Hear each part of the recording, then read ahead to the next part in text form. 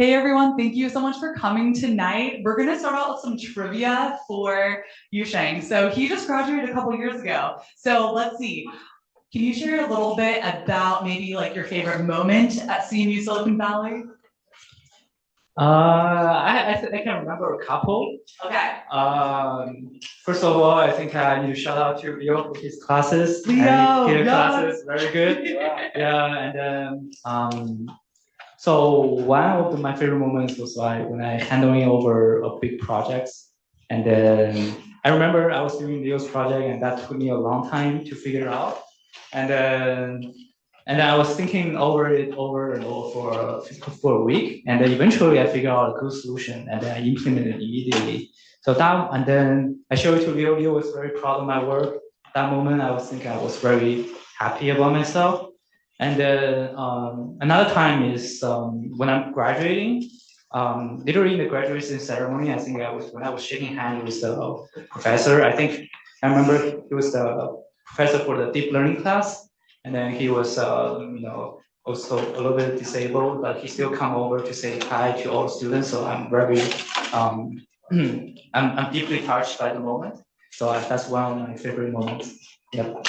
And then we did notice that you're wearing some ECE swag. Yeah. What class were you a TA for? So I was TA for the software architecture, and then that class I really like it because it tells a lot of things about how you design softwares as like an architect. It also covers a lot of questions where you probably will encounter in the interview, and then but it's basically how do you're trying to extract yourself from the implementer to a designer. So it kind of similar to how you design a bridge, how you design a house. So when you at the beginning, before doing any level of implementation, how you're gonna plan for your software to make it prevent some of the circumstances you will encounter in the future.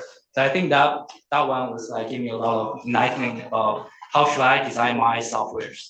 Yeah. Is anyone taking that class? You are okay. Which number was it, Yusheng? 18563, if I remember correctly. 18653. Am I wrong?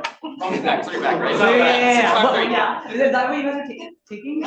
Okay. Yeah. So he's just taking that class. Nice. Okay. Well, we'll share tips later for that class. We'll thank you guys so much for coming out tonight. We're really excited to have some folks from Cadence. We're gonna first start out with Eric and Yusheng's bios. So I'm gonna pass the microphone to Justin to start out.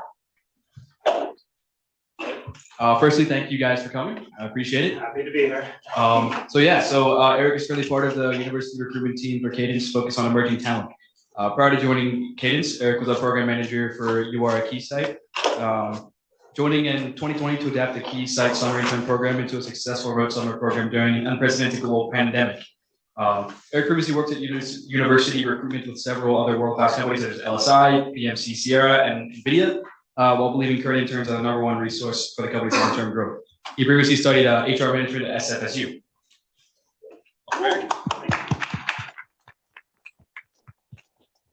Next up, we have Yusheng, who works in an infrastructure platform team in Cadence, and his role has a specialization in machine learning infrastructure.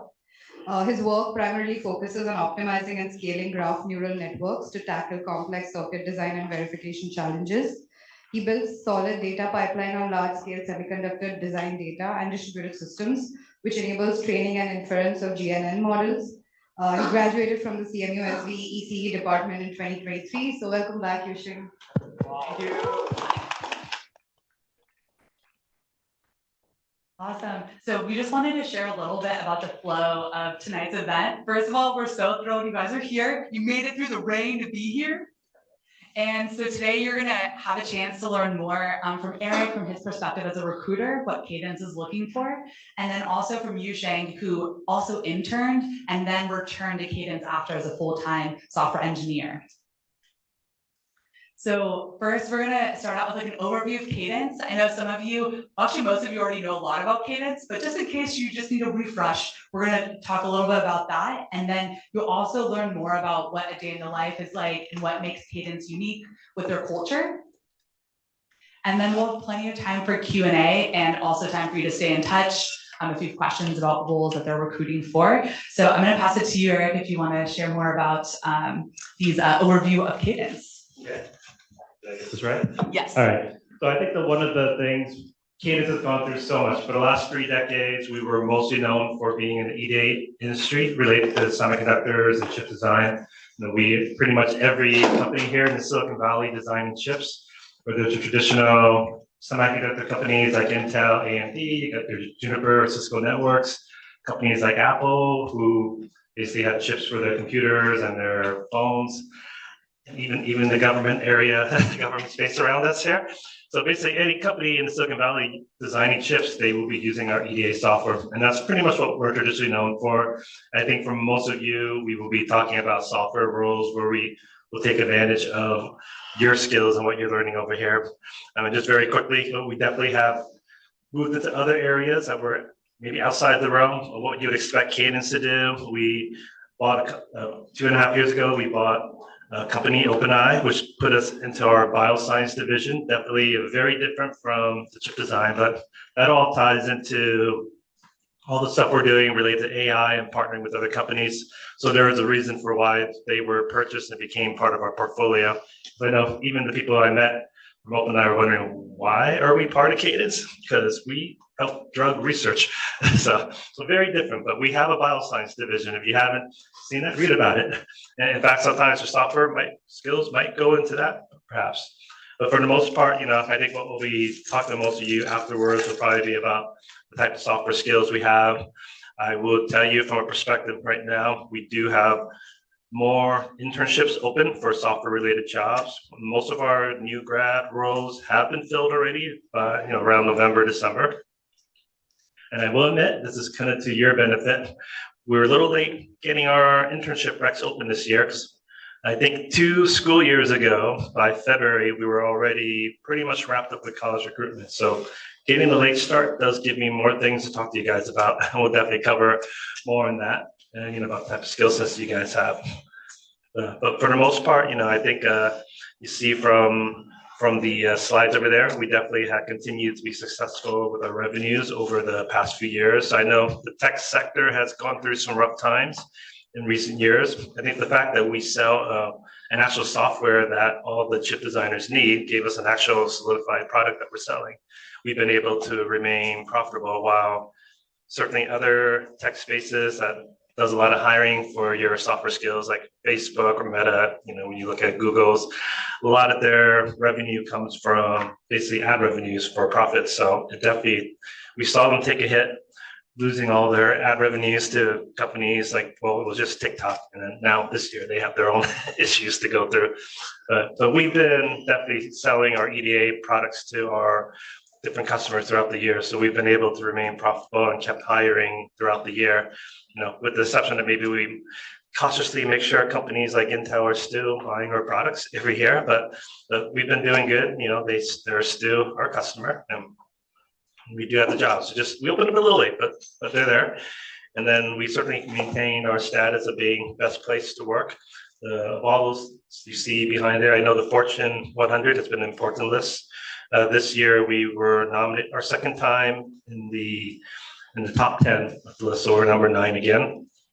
We have been 6 years in a row been part of the Fortune 100, but 2 years now we've been top 10. So that definitely means we've been doing something right. So, one example here sitting next to me. But definitely across the globe, we've been winning different rewards for how we treat the work-life balance for employees. And QR codes everywhere. I think that one goes directly to our college page. So job listings go there. So basically it saves you a click. Like if you can always just go to cadence.com, click on careers, and then find the college and new grads, interns. That's a shortcut. It would save you 3 clicks. And then everyone. This QR code too. Yeah, everyone here has already uploaded their resume. I actually took a peek before I left earlier this afternoon. Yes. So I saw there were a lot of resumes already filling up. So I'm like, good job. Awesome. I know I peeked at a few of the resumes before I left, so definitely, it's up to you if you want to talk with me. I will take evaluation notes in there so that our managers can see.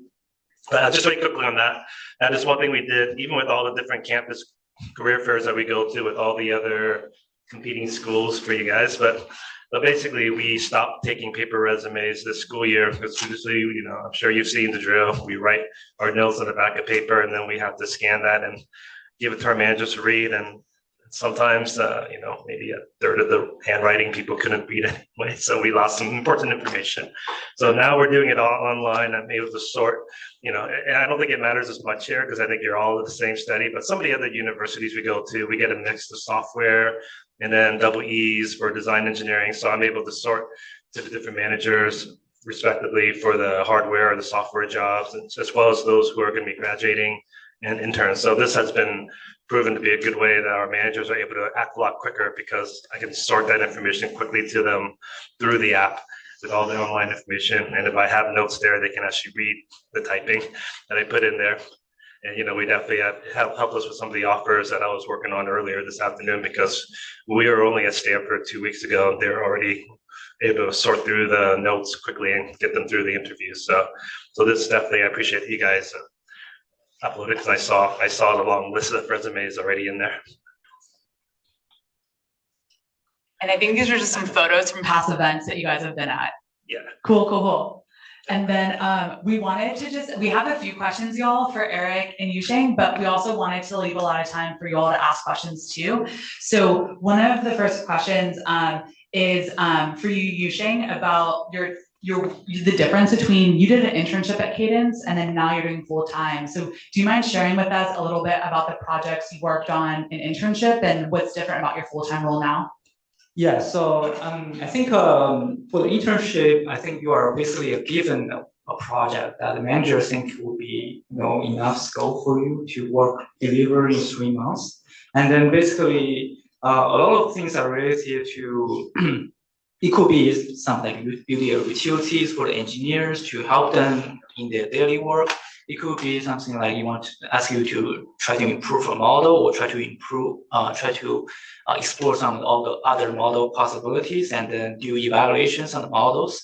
So it's basically a very designated task that a manager will assign you, and then you could like discuss with the manager about what's your plans about how to implement it, or manager already have some steps about how the implementation should go.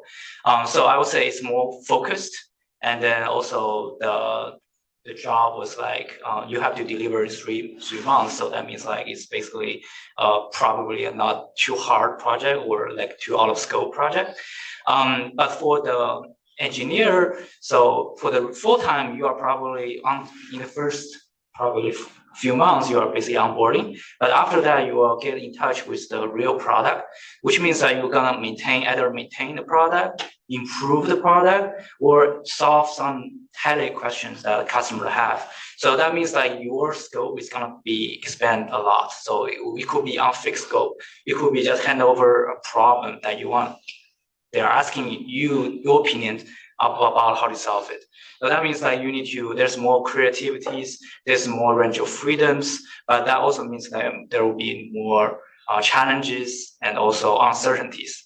So I think in summary, basically internship, the project is pretty much fixed scope, but you need to deliver in 3 months. But on the other hand, for the full time, you probably have maybe a year or half a year in order to deliver some releases to help the customer improve the product. Yeah, so that's basically my summary. Thanks so much for sharing that. And Eric, one question for you is that a lot of students ask us each day, like, hey, like what kind of projects would stand out to certain companies? Are there certain tech stack that you're looking for or certain types of projects that would stand out to you as a recruiter when you're going through a lot of resumes? In a more general sense, I think that one thing's been consistent between all the different business units that I work with when it comes to the software roles. They're all still looking for how strong someone's C++ coding is, and they're always looking at the Python, 2 areas where there's scripting, or as we touched upon more in AI these days, you definitely do play on that along with PyTorch and TensorFlow for what type of algorithms you may have done in any of your projects. I'm gonna give you an example of 2 of the groups that I'm working with right now. They're kind of approaching a more general recruitment process for the internships. It almost reminds me of the Google's college recruiting way. We're not necessarily hiring for any specific projects, but we do take a wider net of just strong software skills. It's like SVG, I have 13 remaining openings for internships. They have probably up to 40 projects. So they're more interested in finding the smartest talent from all the different students we can talk to. And that's they're kind of coming to that determination during the interviews that they know they want to hire someone there. The managers doing those interviews kind of see, yeah, definitely these two projects could use this person. So it gives a little open-ended conversations, but they all consistently seem to focus on C++ and Python. And another common question that students have is, in terms of having a resume go through your applicant tracking system, does it go through an applicant tracking system first and then a recruiter looks at it, or how does that work? That's a pretty good question there. And so I will give you a little bit of a honest feedback of what goes through. Meeting us at events like this is going to be helpful because I can share notes, because especially when I go to different campus events, whether it's a networking event such as this, or even just the typical job fairs, all the other schools, I'm there to learn about what type of projects people have done, whether they're accomplishments that highlight their skills, reflect on internships in the past, or also the projects we're doing for schools. It's just giving me a story to tell to the manager. So those notes that I mentioned, I'm sending in the evaluation, and likewise, my other Cadence colleagues that attend these events, we're trying to sell that story because they're giving more than just a resume for them to look at. I still encourage people to apply to the jobs when you see something online that you like, but we're trying to create more visibility for each individual. And the one downside to the job postings, and part of that also reflects on the job market itself, being there's seems to be less available jobs and all other companies hiring at this level. So as soon as I get a job open on our careers page, it takes not even half a day and I'm already at 200 plus resumes submitted. So there will come to the point within a week that it's just going to be harder to be seen by the managers, and it's not a reflection on someone's abilities, but we do end up with over 2,000 applicants for just one job in about a week's time. And again, it's 2 years ago, we got a lot of applications, but the rate of getting to 1,000 took a little longer. And I think that's just a reflection of less jobs in the market right now.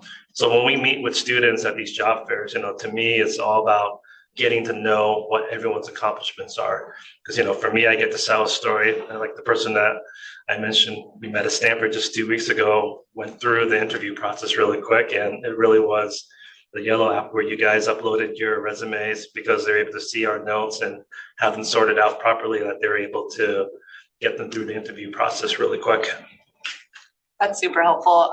Yusheng, how did you prepare for your interviews for Cadence? Honestly, I think I I did lead code.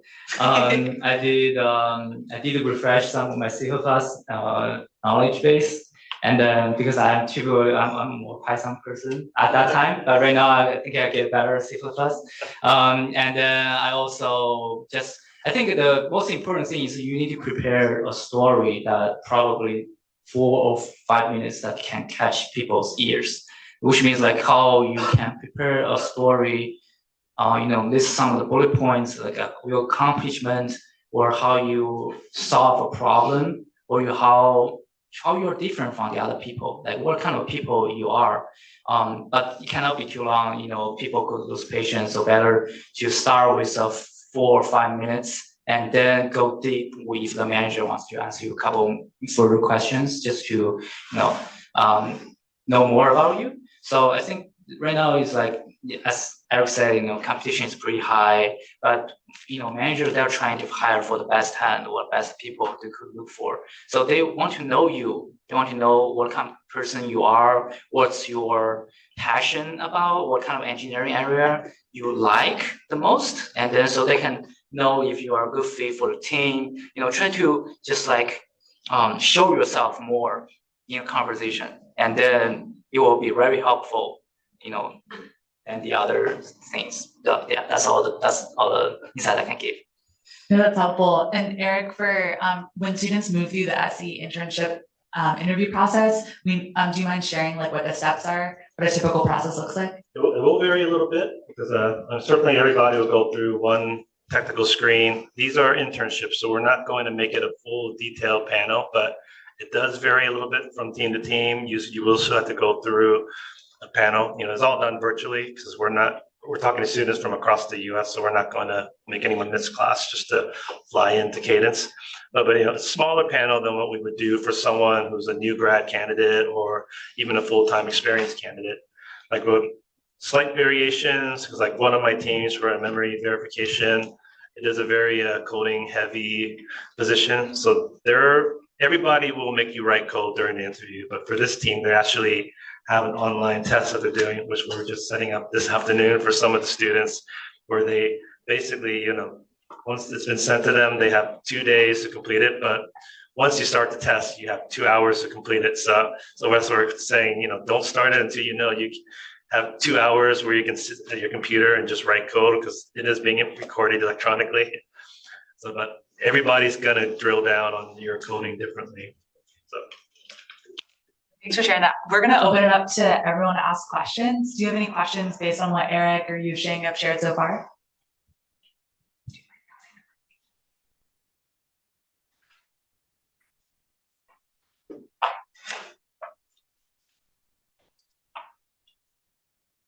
Thanks you guys so much for all the information. So my name is Pascal. I'm currently a software engineering major right here at SMUSB.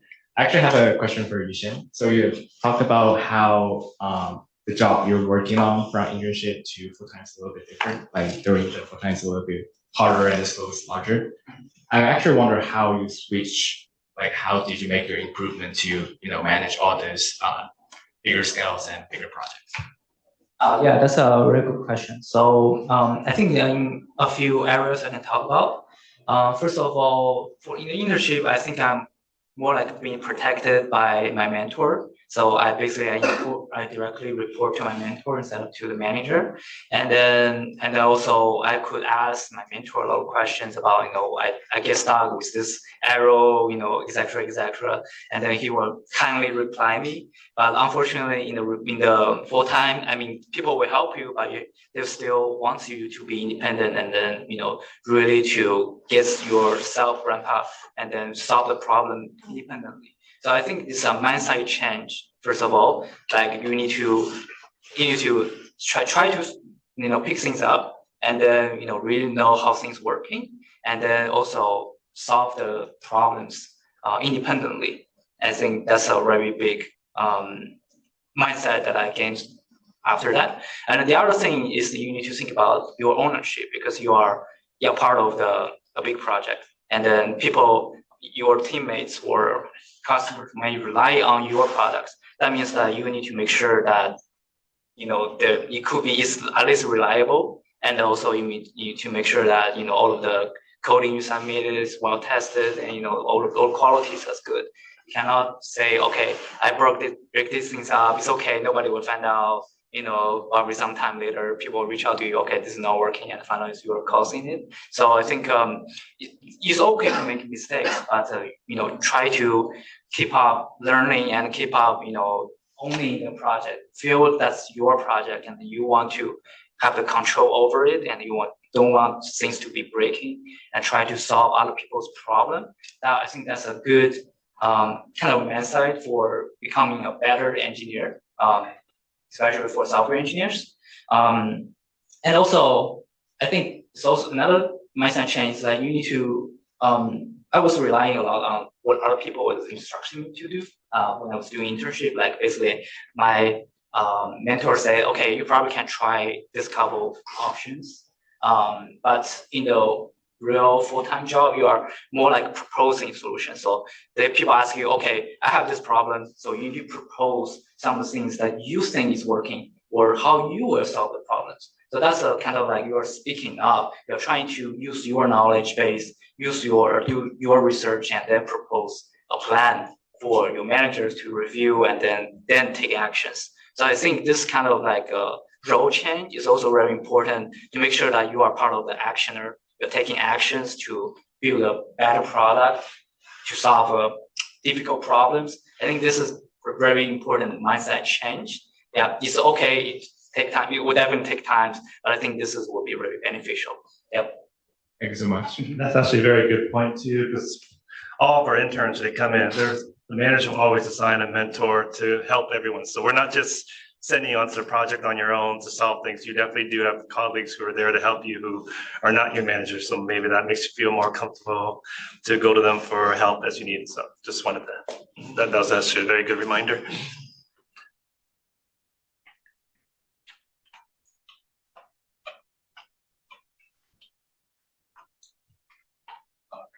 So both of you mentioned that you're looking for C++ skills and that you do a lot of work in C++. So my question is, how do I make my C++ skills stand out on my resume? Like, how do I highlight them to show that, like my C++ experience besides like mentioning projects? Because, like you can't always like, tell. And sometimes when you put like mention the language in the project or job position, like the HCS system doesn't, parse the resume properly. So how would you suggest dealing with this? And part of that is being able to demonstrate how you use that in any of your projects that, whether it's with the internships or with what you did for your class projects. Like for example, at least when people are meeting with us one-on-one, like at a job fair, one of the things I do want to learn is what was the most complicated code that somebody has written. So someone might ask that of you later afterwards when we're meeting one-on-one here. So that gives you about maybe 10, 15 minutes to think about which code experience that you want to share with me later after we're done here. And there's another question. Yeah. Do you mind using the mic? Oh, yeah. Yeah, even though you're right there, just because we're recording for students who have class right now. Yeah, this is first of all, my name is Victor. I'm currently also a master's of software engineering here. I guess this is a question more towards Eric, but I'm interested in Cadence's newly acquired company, the what was it called? OpenEye, the two companies that required, OpenEye is one, and Cascades, the other one. That's the computational fluid dynamics that if you ever see the posters out there with the McLaren race car doing the simulation software, that's the CFD that became part of CPG, which recently split off from CPG and became SDA. So you got that right. No, I'm afraid not. But yeah, especially for OpenEye, can you tell me a little bit about what they're working on, and also because I am interested a bit in the biosciences area. Okay, so a lot of that they do, even though there's a lot of software roles they do, I do know from talking to people in New Mexico, they tend to look at backgrounds, so things that I would never have looked at for Cadence. So they do look at chemistry or other life sciences type of backgrounds. So there've been like a few schools we attended where we do the more wide, not just limited to engineering, but just all majors type of job fairs, we're able to see those type of skill sets. So it is a little bit different. They do look at people who come from the chemistry background because of the software that they're doing. I think one of the things during COVID, because there's still AI related activities going on with their software, like gathering data out there. COVID is just one of those, COVID-19 is one of the things that seems like an easy example, because back at the time, a few years ago, when the pharmaceutical drug companies were trying to find a cure for COVID or the vaccine, they needed the software that would gather the type of data that they would be able to use to create the drugs that they would eventually work on. I mean, more than just COVID, but I think that's just an easy example because everybody can kind of relate to that, but more than just that. Okay. Nice. Yeah. It's very different from everything else that Cadence has done for the last 30 years. And just real quick, because I'm sure someone else has a question, but do they have any internship positions open for that team? My understanding is they have 3 internships. One of them is machine learning, then the other 2 that they kind of threw out at me were definitely more life science related than anyone that I'm talking to. Okay. Yeah. Thank you. Any questions from the back, you guys? Oh, questions over here. So I have a question. When you write a resume, we usually write a summary on the top, objective and summary, or maybe it can be 2-line or 3-line of what you want. Like I am seeking XYZ internship in XYZ field. Does it really matter, or should we save those lines? Well, for the purpose of the resume, I think one thing I do always recommend to people for the resumes is highlighting a professional summary of accomplishments. So one of the things that happens is if you're just getting your resume read in a stack, just say, for example, if a hiring manager's reading 100 resumes and has only 10 minutes, he's going to scan through each really quick. So you need to capture their attention. And usually that little spot underneath where your name is, just like that 1.5-inch space is where you want to just kind of highlight what have you accomplished. I know a lot of people put their objective on looking for a software internship at your company, but that's a waste of that space that will probably get passed because applying for it was pretty much obvious that you're interested in the software internship. So you want to use that space. It's kind of the sweet spot of the resume. That's where you want to catch the manager's attention so they'll stop and keep scrolling down and read what else. Otherwise, if you didn't catch their attention, they're just going to keep clicking to the next resume on their computer screen. Right. Yeah, thank you for that. There's a question right in front of you. I want to ask you, Shane, about how you switched from your internship to your full-time job, but in terms of was there a specific instance of impact that you made that you landed the job? Because there's so many people wanting to get it out. So what you were saying, how do I get covered? Did you make a specific impact that made you stand out? Oh, Because I see. yeah. So I think, yeah, it's a very good question. So I think one of two things that I think you should consider when you are doing intern is will you be surviving if you are converted to full-time?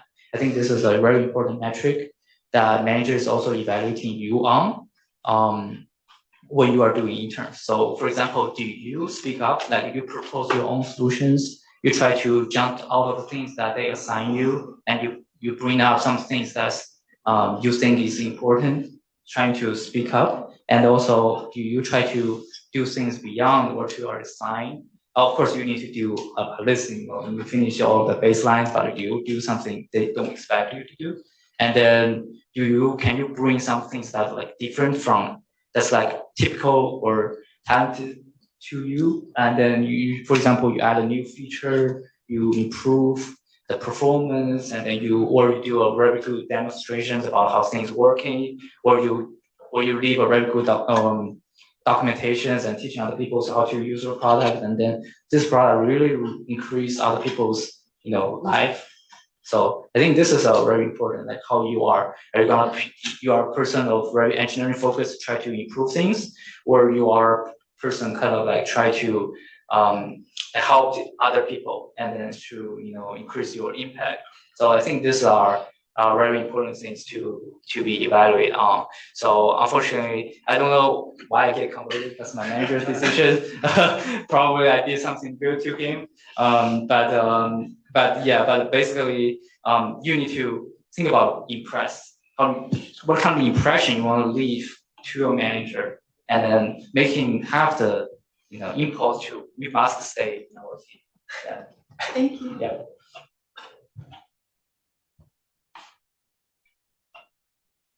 Speaking of full-time positions, are you looking for candidates with different kind of attributes with respect to interns, and based on past statistics, do you hire more full-time job directly or from interns? So we definitely do look for the same type of skill sets for new college grads coming out of school. The role itself, of course, is for longer term. One of the reasons that I have less new grad openings right now is because we've been hiring people who were with us during summer 2024. So we definitely are looking to improve the number of return offers to summer interns. Kind of like you heard from the bio earlier, we definitely do view summer internships as one of our best sources of new grad hires. Especially if we learn as a good fit between both parties, we definitely want to make sure we continue that relationship. Ideally, we can get that offer in the fall or winter before they graduate, and all they have to worry about is just graduating. Don't fail those last semester classes, and just see you in the summer. Yeah, I can add on to that. So the people I know, a lot of them are converted from internship to full-time. This is because in the 2 months or 3 months of internship, the maybe your manager would have know you in person, others, and then it's better than lead coding, because that's only 30 minutes. It's very hard to really know people's working styles and communication styles in just of 30 minutes of coding interview. So I think so. This is a very important kind of thing, time for you to demonstrate your skills and then your mindsets. And then that's basically so. So there's a lot of internship conversion to full-time rates. Yeah. We have time for about one more question. I want to get the last question.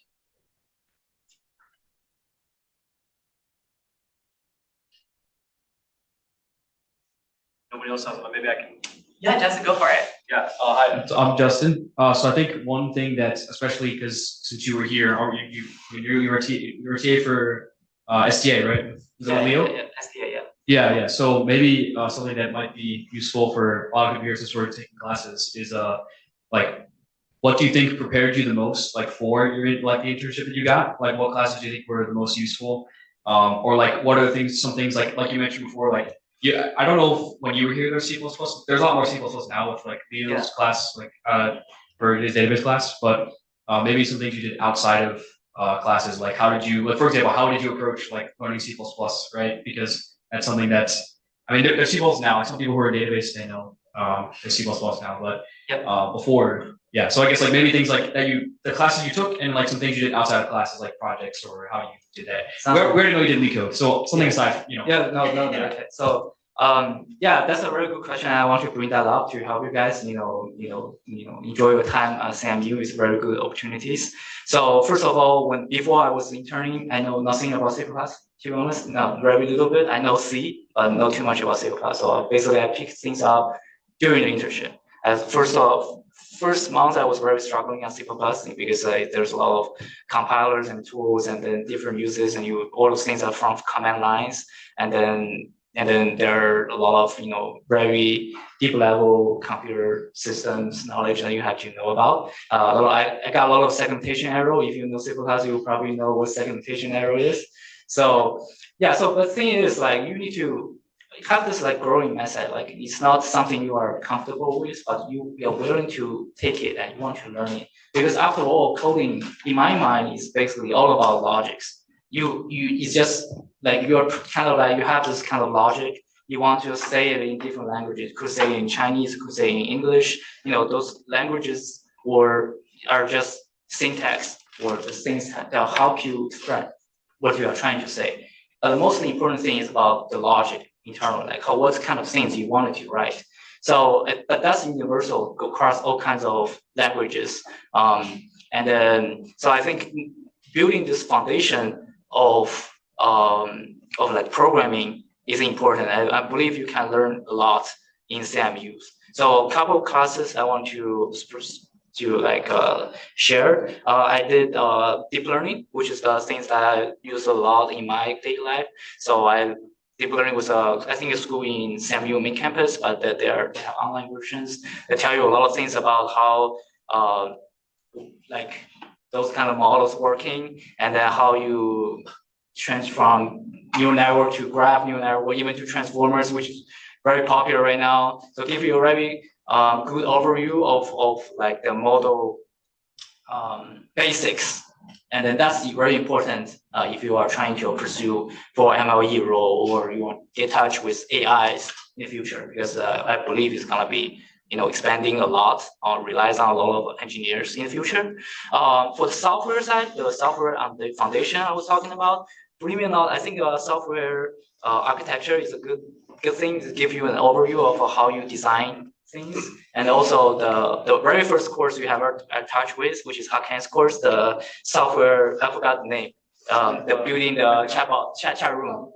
Yeah, so yeah, that room, I'm pretty sure a lot of people you don't like it, but it's a full front end and back end interaction course, and then you have nothing to use unless JavaScript, and then yeah, so that's you are dealing with very limited tools, and you are trying to build something that's working and reliable. So the mindset I'm trying to tell you guys is like, how do you want to, like, you are given a project, you're given with limited tools, but how can you make it work, make it reliable, don't make it break. Don't let TAs when they're testing your software is like this part is working, the other part is like not working. How do you think about that mindset? Like or your teammate is having some trouble with some of the areas, can you help them? Can jump in to help them, to make your product better? And then if your teammate is lagging behind, how you can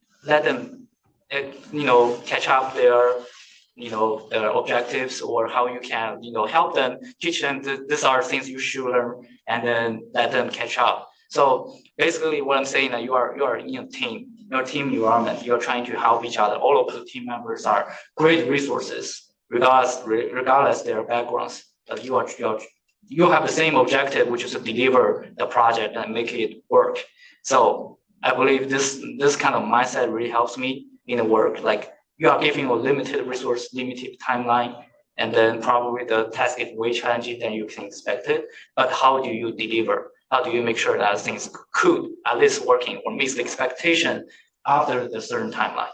So this is kind of the question that I think if I go back to my time, I will ask myself over and over again, like how do you make it better, make it work, make it stable, make it reliable, right? You know about the non-functional requirements, usabilities, reliabilities, and etc. etc. But how do I know? Maybe right now you're thinking about this nothing, but in the future when you're really building something, you're really building software. That's the thing that's your selling point. You are doing better on this than the other competitors or any other products. So that's your selling point. That's your impact. That's the thing. That's the unique value you're bringing to the product. So I think that mindset really helps me. And then I think you can find it in a lot of courses. But yeah, and then another course I want to talk about is the distributed system course. That one is very good. Yeah, so that's a very great class. That tells you how you distribute the computing machines. AI is being big. There's a lot of inferencing works. A lot of things that need to be, split into different pipelines and do Dockers, etc., etc. So how you distribute things out, how you make sure that, but they're still working in a distributed systems. Yeah, so I think that mindset is also important. Like basically how you scale your product. You are already doing a good job in one machine. How you scale it into multiple machines or hundreds of machines and then make it work even better. Yeah, so that's I think the lessons I learned from here. Thank you for the detailed answer.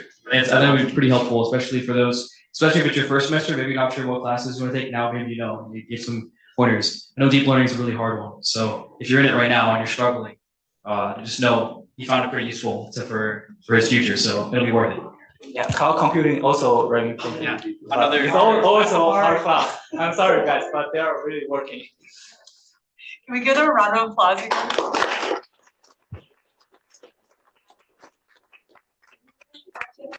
You guys. So we have some awesome swag.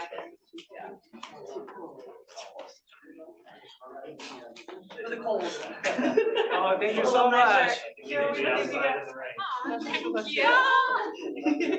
And you guys, we're gonna take a group photo. So we're gonna clear the chairs. We're gonna take a quick photo with everyone. Feel free to put your pizza plates in the trash.